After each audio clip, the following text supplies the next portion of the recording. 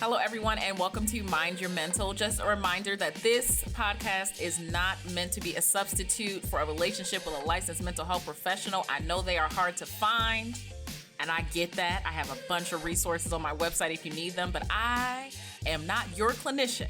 I am a psychologist, but I am not your psychologist. So if you need any specific help, please look for the help of a licensed mental health professional. Learn all you can learn from the podcast. Enjoy the episode.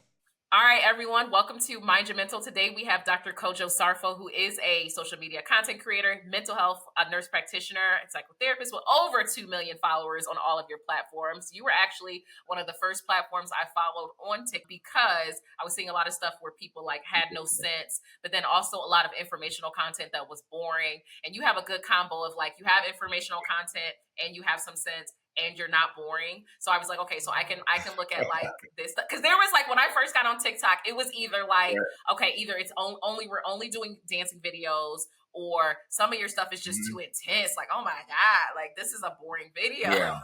Good information, but boring. And your stuff was a good combo of okay, so I can get some skits in here. You also did some rhymes. I was okay. And as someone who looks up resources, this is actually accurate. All right. He ain't make this stuff up. I can follow this person. So thank you for coming on the show. Thank you for having me. I really appreciate it. Of course. One of the things I really liked is the fact that you specialize in, you talk about things that I think they're being talked about more now, but you've been on social media for a little bit. And I don't think there were as many mental health professionals that were actually certified on social media, as well as individuals who were just talking point blank about this is what ADHD will look like. This is what this will look like. These are ways to help you, and providing resources in the first place. How was that for you when you started? Because there's a lot of people doing it now, but that was not the case in the beginning, in my opinion. Yeah. In the beginning, people were moving out of fear because, in school, we're not taught to embrace social media. So people think of social media as something that you can try out, but you have to tread cautiously. Don't really put yourself out there. Nobody should know where you work at. Just kind of keep it all within. But then I'm looking at the kids who they're posting everything. They're being transparent. They're being vulnerable. So I came as myself and also answer questions that people, happen to have. And eventually, you don't know that you're doing the right thing until you go for so long. And then other people who are reputable start to come on the platforms.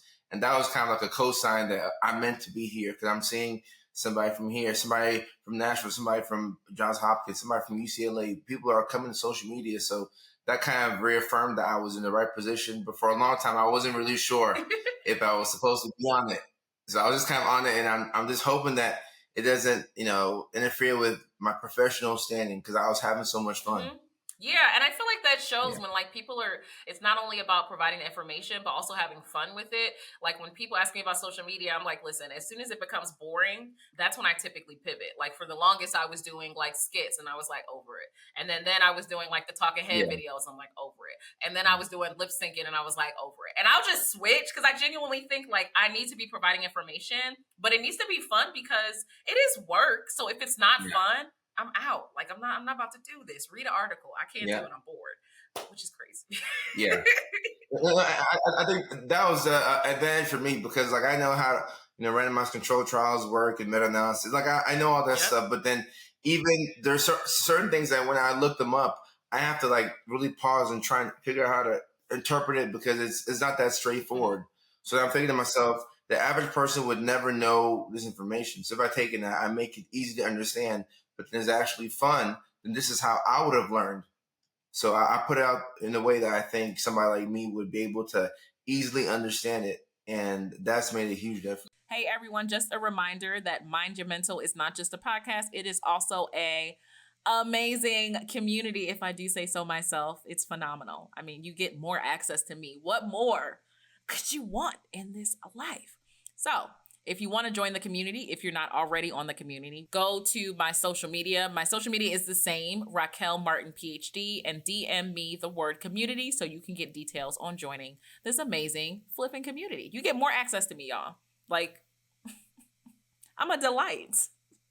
All right. Hope to see you there. Yeah. What are some of the mental health topics or diagnoses or whatever that you tend to focus on within your content? Are there certain diagnoses that you hone in more than others? Yeah, so ADHD for sure. Now autism as well. bipolar disorder, depression. Depression has always been something that people want to know about. Trauma, and I was surprised to realize how many people are interested in learning about thought disorders like schizophrenia and schizoaffective disorder, and also psychosis, especially with the substance use. Yeah. People are very interested in learning about psychosis as a symptom and what can lead to it.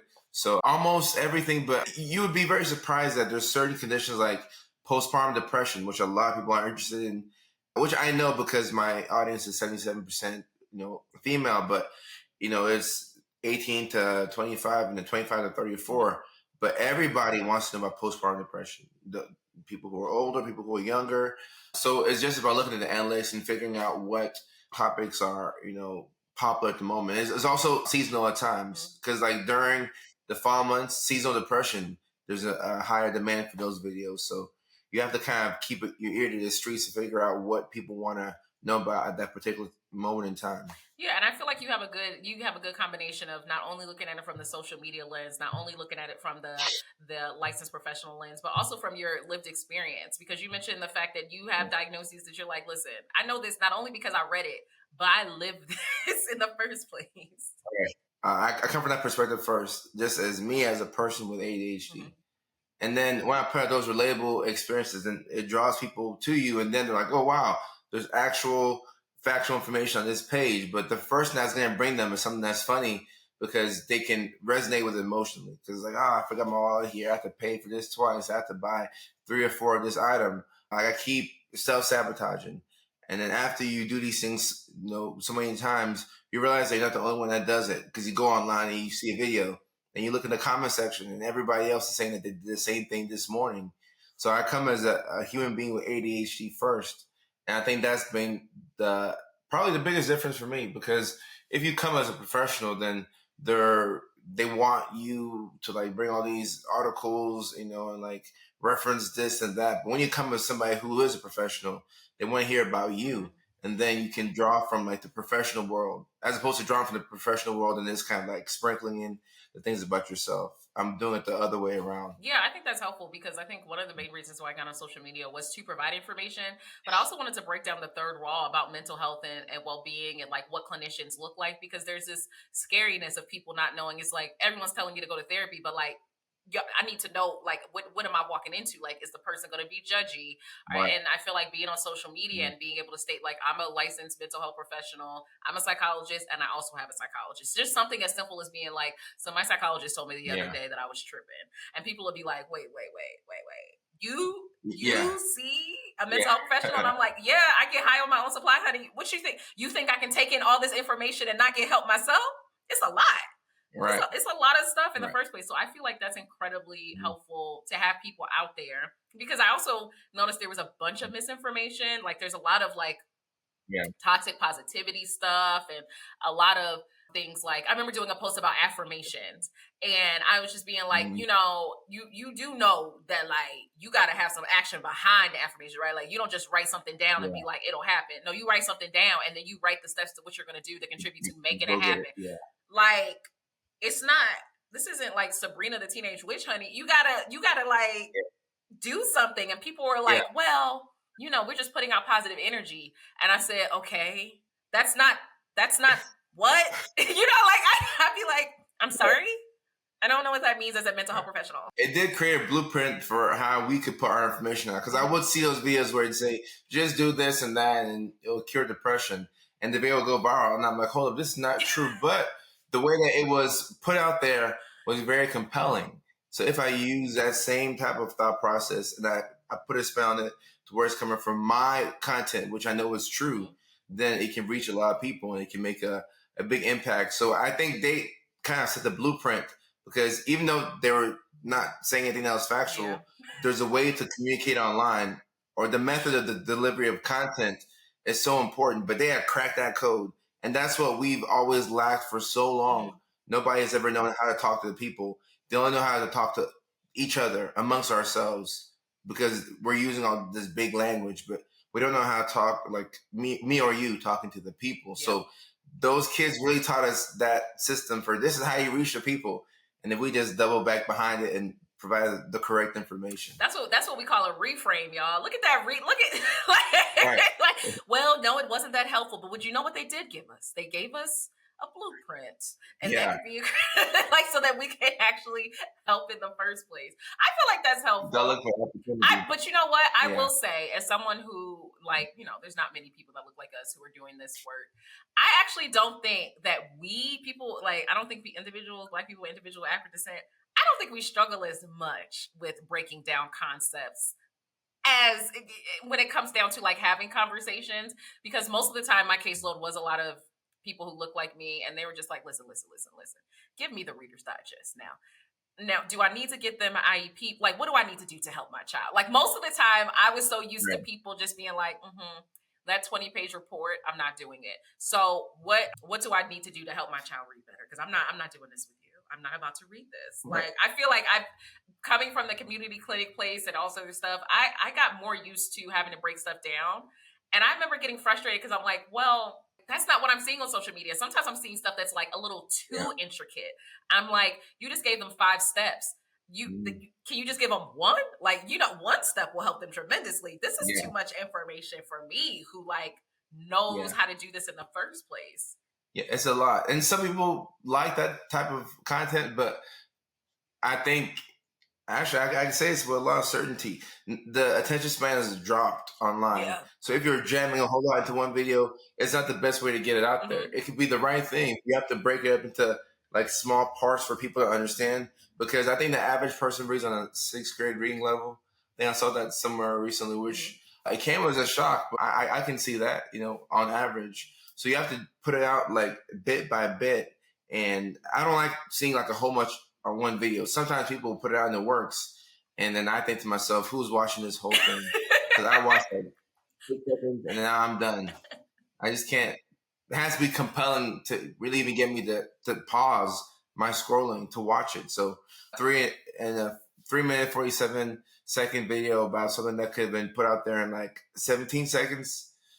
Nah, not for me. But you know what? It's also taught me, like, I think we need to start using better strategies when it comes to the mental health stuff, because Risa Tisa taught people a lot of things, but if the story is good, they will like. I never listened to the whole thing. I got the gist of it because I genuinely don't know how people had the time, but they found the time. Like, they found it, and I'm like, mental health has to do the same thing. Like with your videos, when you share, you'll share like the skit, or you'll share a typical scenario, and you'll see stuff in the comments. Like, for example, what are some? Let's say if you had to name like 3 or 4 common things that people will comment in your space about ADHD when you're just like, I'm struggling with this. What are some things that people are like, yeah, I can't do that. Losing your keys. I know you mentioned that. Right. They'll mention having to do things over, like having to repeat things over and over as an adult is frustrating. Like having to read over certain lines twice, having to buy things over and over again, having to go the whole day saying you're going to do something and you forget to do that thing. And then tomorrow you're going to do it again, but you forget to do it tomorrow. So now it's derailed your plans for the week. And now your confidence with which you think you can get things done is low. So now you're frozen, you're paralyzed. You're not doing anything. So I think just how disabling it can be to have a condition that people can't see, and things are just piling up. Like the laundry is still in your bed. You haven't folded it after a week. The dishes are in the sink, so on and so forth. So I think people, like in the comment section, those are the main things I'm seeing. And on the diagnosis part, I'm seeing people getting diagnosed later in life, saying that they thought that they were lazy and they thought that they were unmotivated. And it wasn't until they put 2 and 2 together they realized it is ADHD. But they figured it out at 35, 47, 26 instead of like in 2nd grade. Yeah, I saw this video the other day. It was this woman, and she had mentioned that she had just started Vyvanse, which is a medication that helps individuals with ADHD. And she was just like, when I tell you that, she said it was amazing, but she said, I'm also like kind of ticked off that people's brains just like work like this. She was like, she's like, I cannot believe that people's brains work like this. And she had just started the medication because she had just got diagnosed, and she had to be in like her 30s. And she's just like, I can't believe that this is how some people's brain works. And in the comments, there were a lot of people saying like, when I tell you the amount of productivity I lost, how upset I am that it took so long for me to get diagnosed. Like people were just like, yeah, I'm upset too, because you mean to tell me my brain could have been working like this Just like you mentioned, if people were diagnosed in the second Right. grade, like she is just like, Yeah. I just started, I can't believe people's brains work like this. I cannot imagine. I could have soared if I had known that like this is Yeah. what was going on with me. There's a lot of grief attached to that whole concept of being diagnosed later in life, because then you have to kind of grieve the person that you could have been, and then you're thinking to yourself like, everybody maybe knew that I was this way, or people could operate with a greater capacity, and I only had this. I was capped off my whole life. So you have to sometimes, try and forgive yourself, forgive your parents. Sometimes parents know and they don't tell their kids. Listen, Like I've seen, like you've seen it too. I had a Obviously, patient that was putting, their mom was putting, after we did the assessment and we were talking about medications. Mind you, we did a couple of days of assessment, and this is when I was still in training. And she was like, "Oh yeah, we give him medication. He's on medication. We put it in his in his food." And when I tell you, the neuropsychologist in the room was like, "Why? We just did 2 days. We did a full battery. We just did 2 days of assessment. One, we have to talk about the fact that your child is on medication and they don't know. Two, Wow. why? Well, so what? Because he was just like, so when we asked if there were any previous diagnoses, and he just did like a slow blink. And I wanted to be like, when we asked, what did you hear? Because he's not going to say this. I need to know. What did you, we said, Right. do you have any diagnoses? Because, he's just, most neuropsychologists are very like, straight to the point. But in my mind, here, like, I mean, answer him. Because I did 2 days. You know how long those reports take? The child was, on the ceiling. And I was like, well, is the medication? Takes a while. I was like, is the medication working? And they were like, oh, I made sure he wasn't on the medication during the assessment. And I'm like, oh, thanks for that. That was so helpful. Wow. It was so weird, Dr. Kojo. This is weird. I'm curious, how old was this child? Like 12, 13? 10. 10? Fourth grader can still know about, well. No, she just didn't. She stated, it was parents, that didn't want the child to think that there was something wrong with them. I guess he thought that medication would mean that something was wrong with him. But I also asked, like, did he notice any change with the medication? And she said, yeah. And I'm like, so I think you could have approached it with your child like, there's nothing wrong with you. This is meant to help you. Do you notice a difference? Do you like the difference? Like all this other stuff. And I'm just like, in my mind, now mind you, I'm still a trainee, but in my mind, I'm like, yo, this is why people don't work with kids. Because most of the time, the reason why people don't work with kids, it's not the kids, it's the parents. Because, like, can you? I know it's your child, but you were drugging your child. I'm just putting that out there. Like, I was just like, what? It's a big ethical question. It's a big ethical concern. Like, just because you created this person doesn't mean you can drug them without them knowing. And it also takes away their autonomy of knowing what's going on with them. Yeah. Especially since when the medication can have a significant decrease in your appetite. And I'm just like, so. She would take weekend breaks. Some people take weekend breaks. Not now, because Vyvanse is in a drought, so ain't nobody taking no breaks. But, like, she would take weekend breaks because she had concerns about his eating, which is it's a common concern. But I'm just like, I guarantee you he noticed a difference in his mood Friday versus Saturday. Like, kids can be thinking something's wrong with them. Like, I just remember thinking, wow, this is... okay, I'm never going to forget this story. And then you tend to question everything that you've been told once you find out that was a lie. So she's going to have to tell him. At least a deeper she's going to have to tell him, like, okay, so I know you're in college now, and you're wondering why you're having issues. It's because you went out of state, and I can't drug you anymore. I'm just saying. That's why. Because that's what it is, right? Like, they're going to notice. Yeah. Like, mom went on vacation. At some point, you're going to have that conversation, yeah. I don't know why I can't focus anymore. Something's wrong with me. No, mom's on vacation and she doesn't get a chance to drug you today. Well, this happens so much more than people realize. But the comment section is what's letting me know this, because you sometimes forget. But then when you look at a comment, and then sometimes people will type something in there, and it'll say like 5.8K likes. I'm like, wow, almost 6,000 people agree with that statement.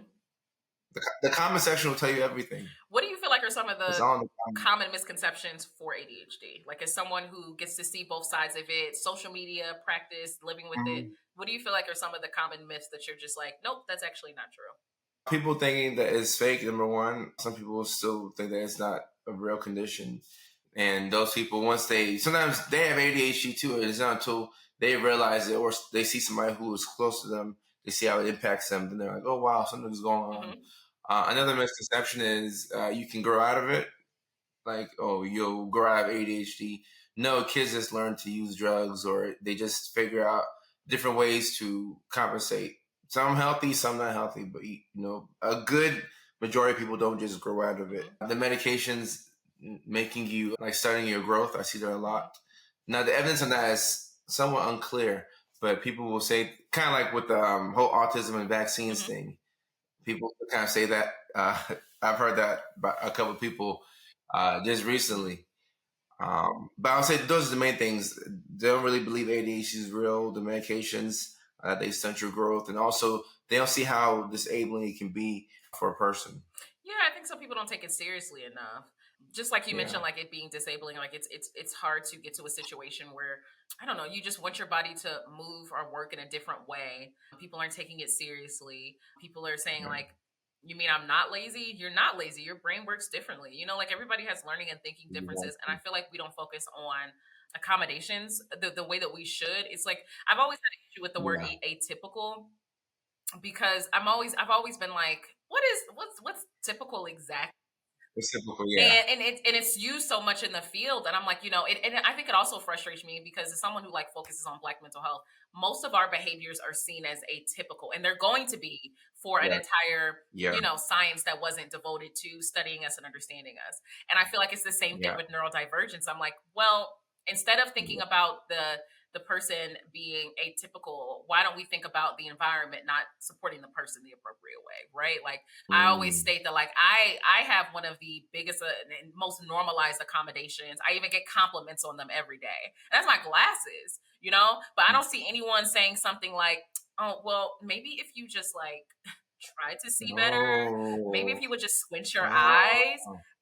But like, has anyone ever said anything about how is this any different than having difficulty focusing on tasks, having difficulty with multi-step directions, needing somebody to give you a recording of the lecture after you, like how are glasses any different? It's just a normalized accommodation.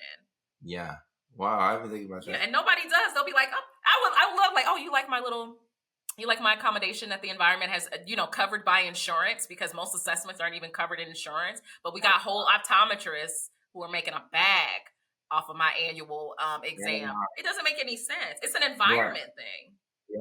There's so many different talking points on this, because number one, like when people take ADHD medication for the first time, I do liken it to somebody wearing glasses for the first time. Like the first time I put on glasses, I was in Florida, and we were living in an apartment, like a 3-story apartment. We were on the second floor. I looked out from the balcony. I could see the blades of grass for the first time, and I could never see that clearly. So it blew my mind.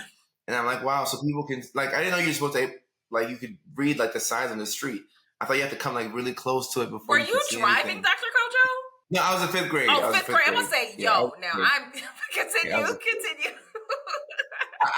I have LASIK now, but I can't drive without my visual, my surgery, visual accommodations. Without it, I can't drive. Not at all. So people don't realize that you need accommodations for your brain, medications to help you do X, Y, and Z. And when people can't get that, the loss of potential, you have to sometimes paint it out vividly and let them know there's a high rate of STDs, teenage pregnancy, car accidents. You have to make the situation as grave as possible.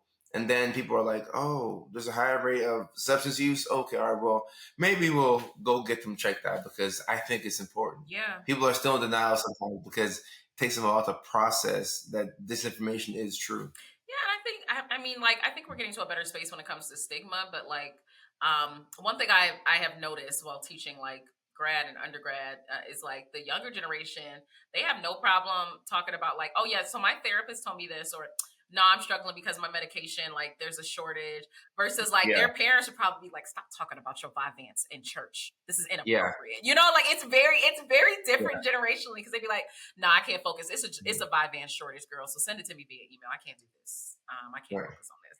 Yeah, especially us. We don't talk about it enough. It's a shameful idea or concept to bring up anything mental health related outside the 4 walls of the house, because people are going to know that your kid has X, Y, and Z. And then parents sometimes feel like that's like a reflection of their parenting or, their genes. And it's not. It's just a diagnosis that better explains the majority of the things that you do. But in our community, that stigma is so pervasive. I'm still seeing it. Yeah. I'm still seeing it today. I'm gonna tell more people about the glasses because he's like, I don't blame my eyesight on my mom. So like the ADHD, Yeah. it's just my brain, honey. It's just the way it works. Everybody has learning and thinking differences. Okay, I read ridiculously fast. Everybody can't read as fast as me. Does that mean I'm gonna shame them for taking a week longer to read the book? Wow, that's a superpower. You know, like my husband one time, we were reading a book together. We read books together, and this one time he was just like, what you mean you on this chapter? What do you mean? Or like the few times where I listened to like an Audible and I didn't have my headphones, and he was like, you know how that sounds? It sounds like because I listened to it at like 1.5. He was like, why? What are you listening to? I was like, oh, I'm listening to this book. He said it doesn't sound. What's the speed? I got to listen to it at 1.5 where it sounds obnoxious. Because anything lower than that, I just be like, what are the words, honey? Hurry up. I can't do this. That makes sense, yeah. But so you have to go that speed to comprehend information. Right? I do. Or you have to go that fast. Even talking at a normal speed, like my mom cannot stand how fast I talk.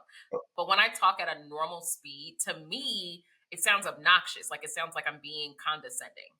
Like it sounds like I'm being rude when I talk at a normal speed. So are you talking slower than you normally talk right now? A bit, but okay. But not so much that it's like, however, like okay. So if I'm just, just like okay. So if I were to, it sounds like I'm making fun of the person I'm talking to. Oh, okay, it makes sense. You feel like you're having to pause more than necessary, yeah. Kind of like you're talking to a kid. Not talking to a kid because I talk to the boys the same way. I talk to my boys the same way. It could be helpful. They'll pick up on it eventually. They will. They'll be like, everybody talks normal except for mom. Mom talks really fast, and you just get used to it. Like one of my really good friends, we went to school together and we separated for a little bit. And when I saw her a while back, she was just like, wow. After I was talking to her, she was like, I forgot how fast you talk. It's going to take me a little bit because she was used to being around normal people. And she was just like, oh yeah, I forgot about this. Okay. Mm-hmm. Well, it depends. People from Louisiana talk fast. Puerto Ricans talk really fast. So sometimes, like people are accustomed to it. Maybe just not the people in your area. Yeah. I can see how it could be a lot. Like my husband, he's from Nashville, so like he talks at a normal speed. I think I talk really fast, and both of us were frustrated at each other's communication style. We were both like, "This is too much." But it's so important that you can realize that because that can lead to like a whole like variety of problems. Just if you communicate in a different way from the person that you're the closest to. Yeah, and I see that. So, like, when it comes to like mental health, I see that a lot, like in accommodations. Like, say we're talking about ADHD, and like, I think some people, like with the myths and misconceptions of like it being a cop out, people may need to understand what it's like when it comes to, I don't know, say you're just moving in with someone who has ADHD and you don't know what their typical lifestyle is when it comes to like completing tasks, or I leave cabinets open, or like, okay, they may have time blindness when it comes to different tasks. And you don't really know this until you're living with them or until you get in a relationship with them. And it really is just like, it's kind of like having a different communication style. And I feel like people need to be, if we're more accepting of it, if we talk about it more, it could be more understanding about like, oh, okay, so you do this differently. I do it this way. No way is better than the other. But until we have a conversation about it, I don't want you to think that, if I say I didn't have ADHD, well, I don't have ADHD, but like, we shouldn't assume that my way is the default. Right? Just because somebody else does it a different way and they have a diagnosis, okay, but why does that mean that my way is the default? Like, why do we automatically do it my way? It blows my mind that people can still get married today without a prenup and a psychiatric evaluation. I don't want to get too left field, but if those two things are mandated, it would solve 80% of the problems. Just get prenup just for everybody. Just throw out the money is now no longer an issue. And then a psychiatric evaluation, because if you don't understand how the person that you're with acts, then you can take it as them being defiant or they don't care, they're nonchalant or they're overbearing. No, they may have ADHD. They might have trauma that they're dealing with or grief or depression. But if you don't know these things, it can turn into a fight after fight after fight after fight. And sometimes it can lead to a breakup of a situation where maybe you all were meant to be with each other. So it's important. It looks like you and your husband have already figured it out. but there's so Kinda. many people out there. Or at least you're enough that you know to work on these things because of your Yeah. profession. Some people don't even know it's an issue. They're screaming back and forth at each other, and they've never paused once to be like, oh, something could be going on with this person. It's just more so like you're attacking me, I hate you, Go over there, and I'll be over here. Yeah, it's one of the reasons why I hate that whole. It's that whole dynamic of like, oh, if they wanted to, they would.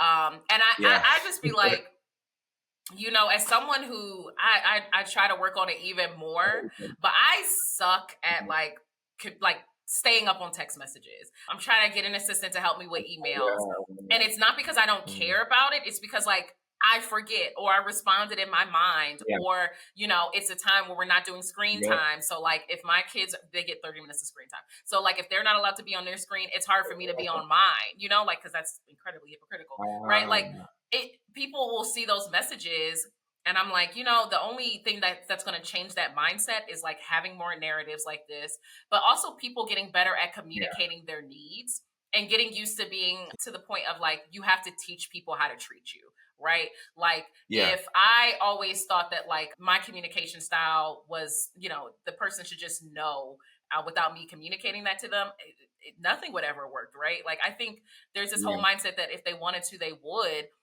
But it could be that this person is also struggling, and those are the kind of messages that I yeah, hate seeing on social media, because it's like to a certain extent, but it's also like, have you expressed your needs and desires? Have you actually stated that, and then they said no? Or did you just assume that they thought the same way as you, or yeah, they did dishes on the same day, or for them plates went on the top rack and bowls went on the bottom rack, so them not doing that is just them having, being mad at you. Like I think those are the kind of messages that I can't stand seeing, because I'm like, well, that's not true, because there are many times where I forget to respond to people, and it's not because I dislike them. It's just because like, girl, I forgot. I'm so sorry. Come back and yeah, be like, even if it's an angry message, like you got one more time to not reply to me. But that still gives me a nudge, like yeah. it reminds me that like, hey, when you don't reply to me, it hurts my feelings. Okay, so now I got to start setting, I don't know, timers, or, telling them to Right. call me because it's easy, but I think there's all these mindsets of, Exactly. oh, if they wanted to, they would. Would they? Yeah, I hate that message. I've seen it online with, especially within the dating, sphere, where it's like, oh, if they wanted to, they would. And there's all this bad advice going around, and it is going so viral, and we're all impressionable. Mm-hmm.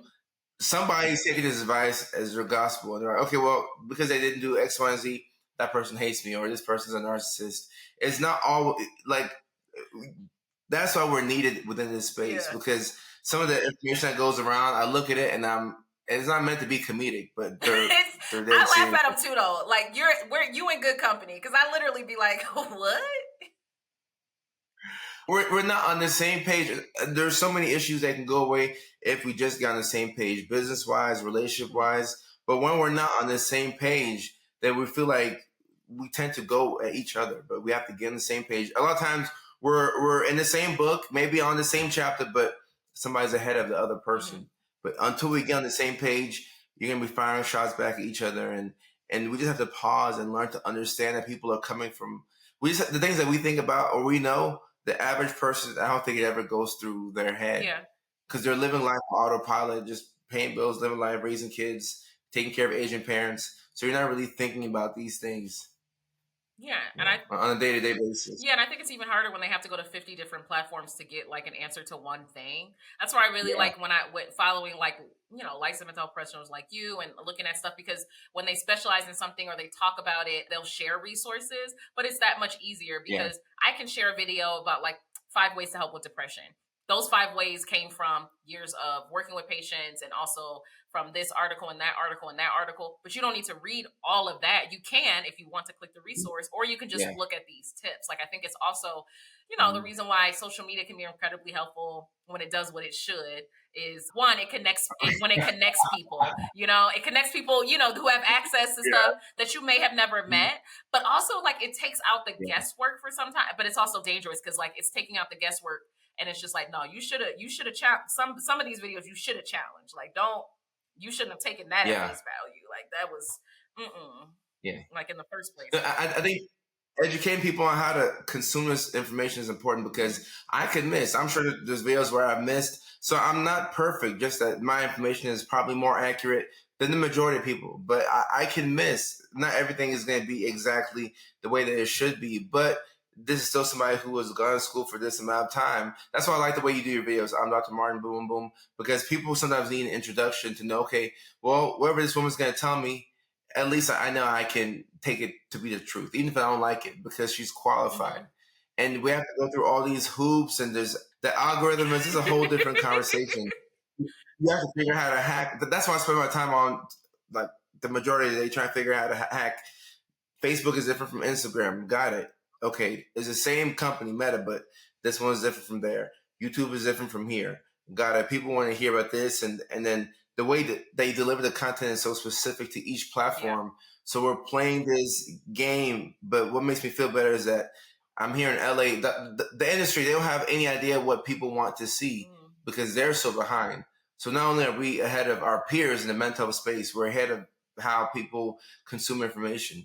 So all of the painstaking work of figuring out this doesn't work here, that doesn't work here, it's all going to make sense in the end because once you reach your people, they'll do the work for you. Yeah. All we have to do is just go to the people. They'll spread the word. They'll bring things in. They'll bring opportunities. But it's just staying focused on trying to reach the people who a lot of times it's just like the things that we're afraid to say out loud. I put it on paper and then you put it in the skit. Mm-hmm. And that's how you connect with people. Now they trust you. Now, of course, you're Dr. Martin, but then it's like, oh, wow, like I feel like I know this person, mm-hmm. which is really hard to get in the clinic sometimes because it's like, oh, I'm helping you, but I can't really tell you like what I'm up to. Yeah. So yeah, I definitely think the reason I think you're right because I think it sounds insane, but I think the reason why I get more trust from the community is because when people say ridiculous stuff, I'm like, all right, no, you done lost your mind, okay? Like I genuinely think it's because like I consistently state what what I do. Me being a psychologist is what I do. It's not who I am. And as someone who has a psychologist is also working through mental, like knows all of these realms, I can wholeheartedly tell you that it's not always going to be helpful for your well-being to rise above if someone's talking to you like they have no sense. You know what I'm saying? Like I'm not. I think I was like some of my videos will do well, but the ones where I'm just like I respond to a comment and I'm like, you done lost your darn mind, and I'm gonna help you find it in 90 seconds or less. Just to be like, well. Mm-hmm. You ain't gotta curse everybody out to curse them out. You could just be like, let me tell you something about yourself because you got the right one today. You can't talk to people like that. That is inappropriate. As boundaries. As boundaries. That something we all struggle with. So sometimes we need to hear things in a certain way. Mm-hmm. That's how I learned. Like coming up playing football, like it was hard for me to read between the lines. Yeah. But when you say it the way you say it is direct, it's harsh. But once you put your feelings to the side, you're like, oh wow. That is true. I can't let them come and keep doing this over and over to me and not stand for myself. Because then I can't stand for myself in any area of my life because I can't say no to my mom or whatever the case may be. I like how you come in your direct. Yeah, because I think a lot of times people, when they think of mental health, I think they think it means like, okay, so you're always putting someone before you. People can talk to you any old kind of way. That the only way to have appropriate mental health is like put things before you and selflessness and stuff like that. And you can't ever acknowledge that something is rude. And I'm just like, no, nobody, me being direct with you and saying that this was inappropriate, that's mental health because you're not going to be coming into a space making me or my community feel uncomfortable. And additionally, who told you? Like, so since I've been recently stating like that whole like, don't advocate for yourself. That is like really, they got the best PR. Like those habitual line steppers, they got the best PR because you really got people out here thinking that advocating for yourself makes you a monster. They got the best marketing team. Oh, well, this is how to be good you have good mental health. And I'm like, man, if I had your marketing, I would be at 3 million followers already because you really got people thinking that that's the only way to be a good person. Well, you have to be quiet about, you can't say these things. And I'm just like, who told you that? Who told you that like advocating for yourself makes you a bad person? Was it your parent? Let's talk about it on the clock though, because this is because it's like, what? It's ridiculous. And the more I think about it, it's funny because these are generations of people who've been conditioned to think this way. Mm-hmm. So it's gonna take a while to break it. So that community, they'll have the best PR over it. They'll have a big stronghold on people, because when people hear that, like, okay, yeah, I should be docile, I should be sweet, I should be. But then that passive nature of how you are is making you lose professionally, interpersonally. You're gonna lose in so many areas when sometimes it's not good to be humble. These are things Yeah. that we're told as kids. Like when you lower yourself, guess what? You put yourself low enough for them to come and step on you. And you'll see that in contract negotiations and brand deals. There's so many things that I've started saying no to this year, because I'm like, you wouldn't pay a white gay doctor in Hollywood Yep. this. And I have to say that because there's a certain demographic of people who get certain things. Mm-hmm. And no disrespect to any community, I want to learn about every community and advocate for all. But then when you look at yourself in relation to who's out there, you know that, okay, if I looked a certain way, if I had blonde hair and blue eyes, and the first 3.5 seconds of the video will get so much more attention. So we know all these things. So we have to advocate for ourselves, and where our community sees us do that, we're teaching them how they should go about life. Because the disrespect won't stop until you can speak up for yourself. And if you have good intentions and you care for everybody and you want everybody to win, then you can absolve yourself of that guilt of feeling like, oh, I'm bad because I spoke up for myself, or I shouldn't have said that. That was too harsh. Well, if you didn't say that, you'll keep getting punched in the mouth, and your community is watching you. And then how can they stand up to their parents, or how can they get the accommodation that they need for themselves in school if you can't do it? Because they're drawing from your energy. Yeah. So it kind of challenges me to have to stand up for myself in all these different spaces, because I'm requiring people to do that. So I have to be. I don't want to be a hypocrite. I know that we all are, but I want to make sure that I follow through with my word, and I'm standing up for myself in everything that I do. I'm making decisions that show that I respect myself, which is really hard.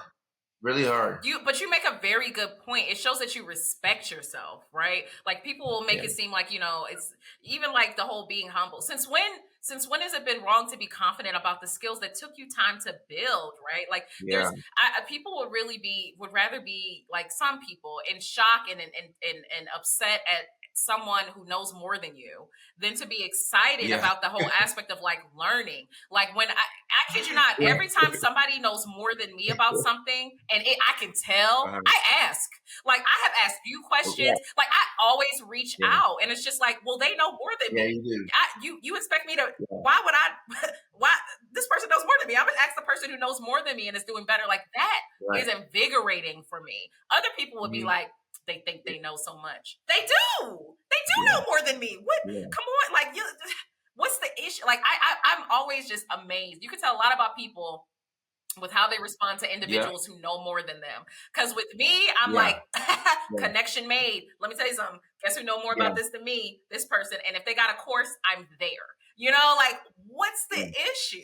It doesn't mean anything about you. It's just like, well, if you have a question, you ask. If you want to know more, you learn.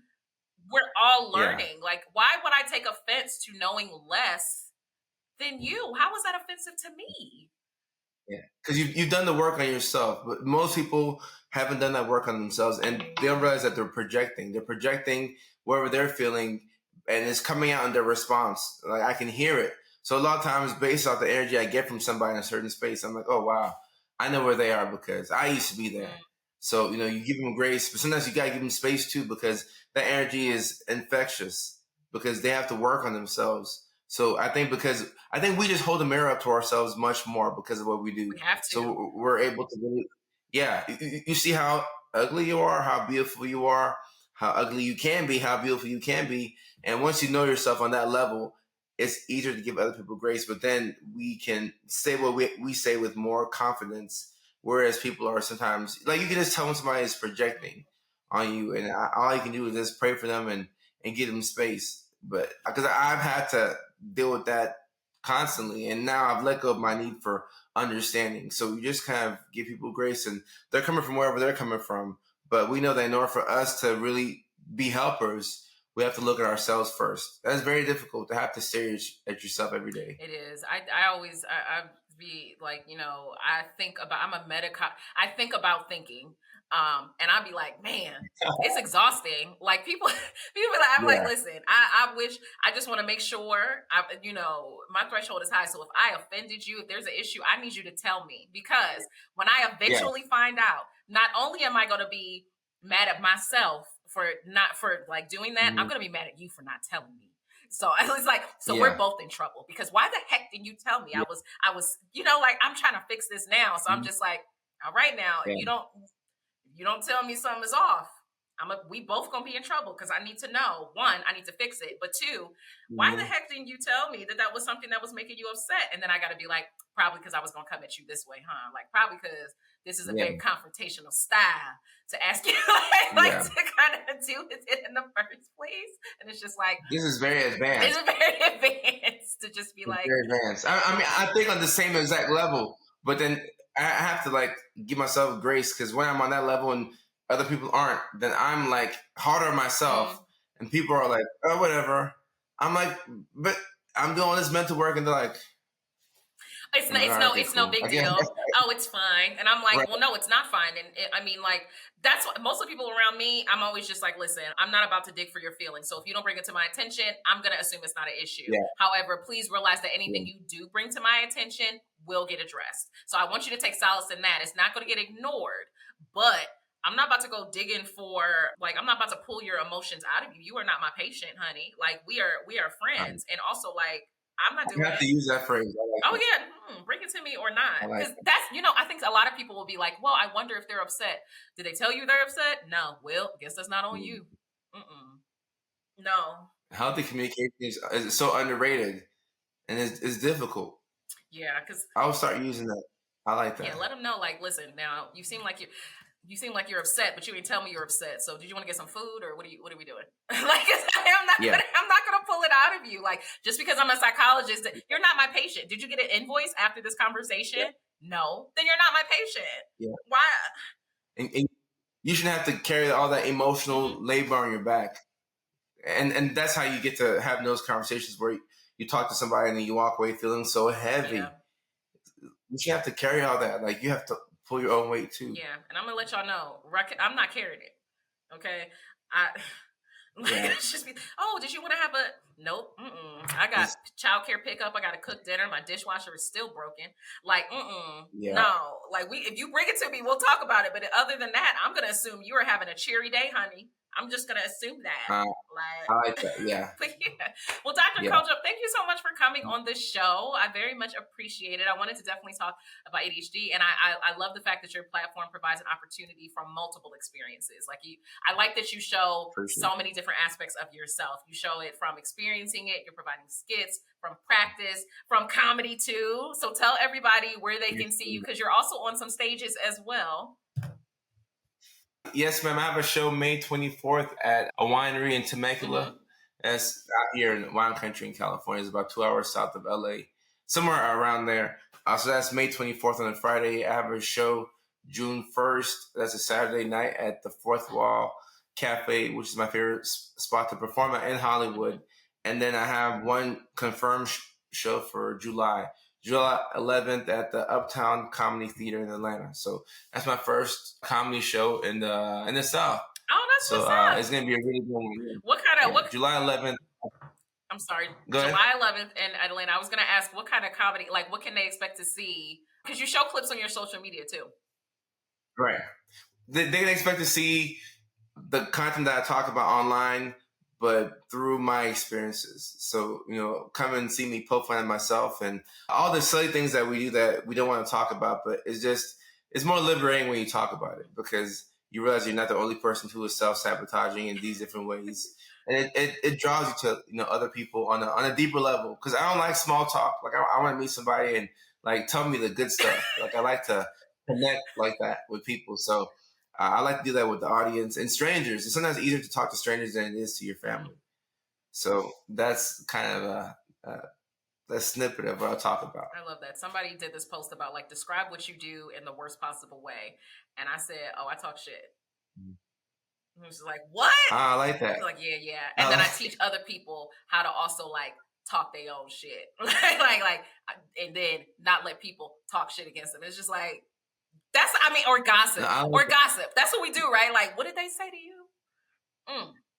It's the truth. It's the truth. And it keeps it fun for you because that's the absolute truth. We're getting the juicy details that nobody else gets, but we're managing it in a therapeutic way, and then you take it and you throw it back to them, and now they can set boundaries for themselves, aka talk shit or prevent that people do that. Prevent that it's done to them.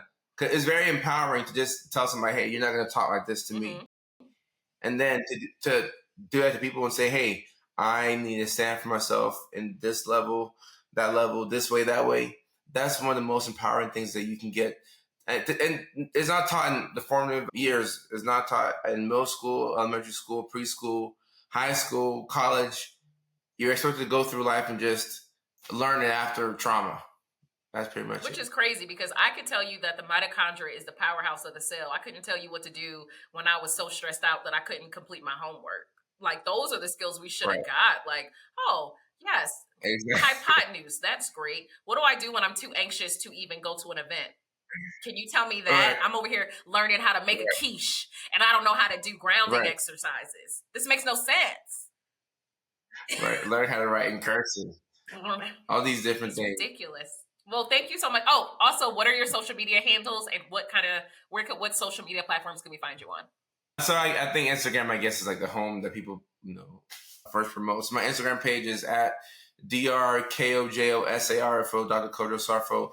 On TikTok is the same thing, but there's a dot between the doctor and the Kojo Sarfo. And our Facebook community is also growing as well. So that's facebook.com/Kojo Sarfo. And also on YouTube Shorts. We're on YouTube, but YouTube Shorts is where we get the most engagement. So youtube.com/Kojo Sarfo is another place that you can find me at. And my website, kojosarfo.com as well. But Instagram is probably a better place to see the most current stuff that I'm working on. Yeah, and I mean, if you don't find them on Instagram, you can find them everywhere. You just named every platform that they're in. Right. I just wanted to be sure. Good. Only Facebookers or like only TikTokers. So like wherever your platform is, I want to come and communicate to you in the ways that our content is best delivered on that platform. I'm trying my best to be organized. That's very good. We're really because you have a different population on every single one because. Right. It's good because you're helping everybody. It's different people because my Facebook people are very different than my Instagram, which is very different than my TikTok. My TikTok at this point is just all of my students and their friends at this point. But yeah, thank you so much for coming on the show and have a good rest of your day.